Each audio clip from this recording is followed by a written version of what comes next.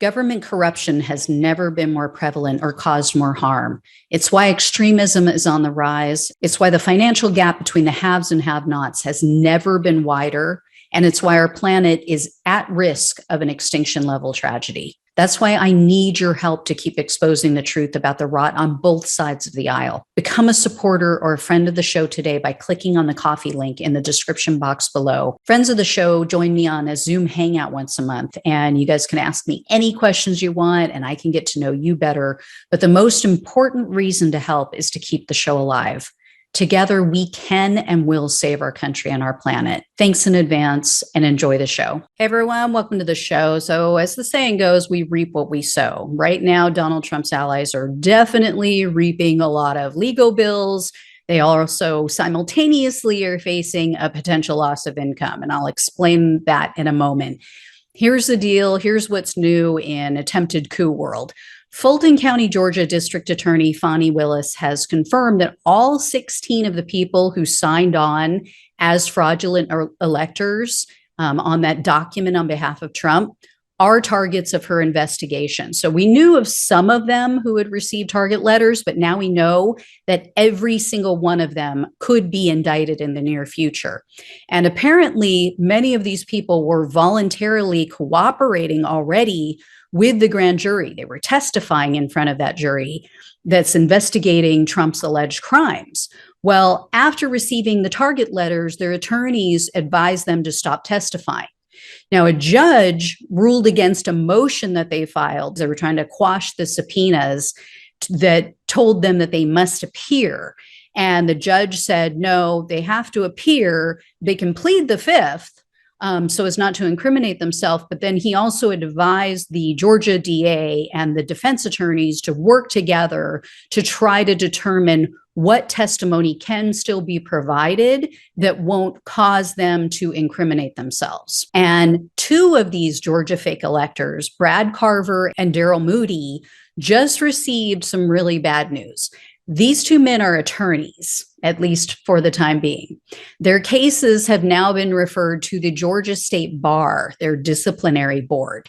So Carver and Moody were notified that the Georgia State Bar is now investigating this matter, the fact that they posed as fake electors in this whole scheme. And as with Lynn Wood, they now are at risk of losing their license to practice law. So that's Georgia. But as you guys all know, there were fraudulent electors in many states. Now, the Arizona electors could also be facing some very serious legal trouble. Subpoenas were issued last month to two Arizona officials, Kelly Townsend and Karen Fan. They were ordered to relinquish all communication with, quote, any member, employee, or agent of Donald J. Trump or any organization advocating in favor of the 2020 re-election of Donald J. Trump, including Donald J. Trump for President, Inc. And the subpoenas specifically state, quote, all documents and communications to, from, with, or including any of the following, regardless of the subject matter.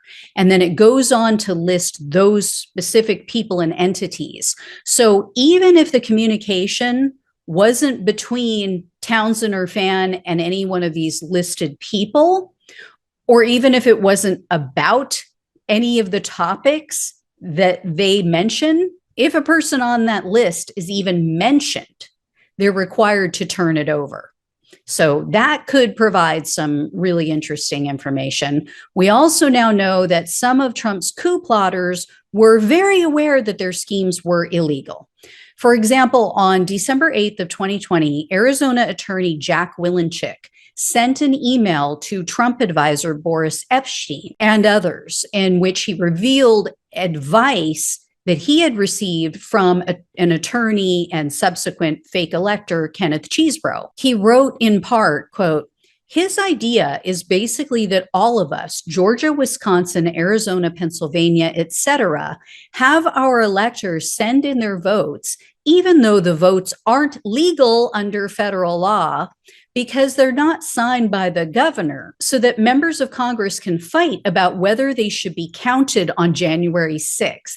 We would just be sending in fake electoral votes to Pence so that someone in Congress can make an objection when they start counting votes and start arguing that the fake votes should be counted.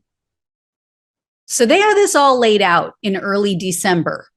And they knew that it wasn't legal. And then in a later email to Epstein, Wilenchik corrected himself, saying, quote, alternative vote is probably a better term than fake votes. And then he added a smiley face emoji. So they knew they were fake, but they shouldn't probably use that language. And then other emails show that those involved in this fake elector scheme were providing updates to Rudy Giuliani and Mark Meadows. And in one email, Mark Meadows suggested that they, quote, have someone coordinating the electors for the states. So he knew. He was totally in on this. And remember what I said yesterday, they have his phone. They took his phone and got a hold of all of his communication all the way back in April. And the emails also reveal that they wanted to keep this fraudulent electors plot on the down low and then spring it on everyone at the last minute. In another December 8th email written by Wilenchik, he stated that Arizona Republican chairwoman, a woman named Kelly Ward, you guys might remember, she also just had her devices seized. He said that this Kelly Ward recommended that they, quote, keep it under wraps until Congress counts the vote on January 6th so we can try to surprise the Dems and media with it.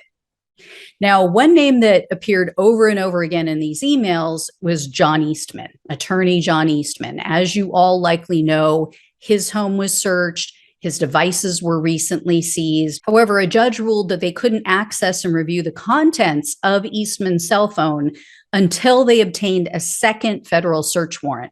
The feds have now obtained that second federal search warrant, and my guess is that they're going to find some pretty damning material on Eastman's phone. And they are, of course, running all of the contents through a special master or a taint team because he is an attorney, so they need to protect any privileged communication and documents. But think about what that means. Two separate judges reviewed these warrants and said, yeah, I see why you need it.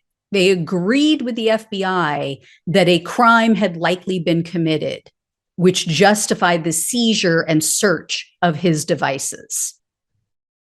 And, you know, think about it too, the fact that none of this information, none of these emails, none of this communication was given to Trump's White House counsel because they had already been told this was illegal. Trump's White House counsel, the same attorneys who stood up for him at his impeachment, the first impeachment, were telling these guys, this is not kosher. This will not fly in a court of law. This is not legal. It should not be done. And so they did it anyway, and they did it behind the backs of Trump's legal counsel in the White House.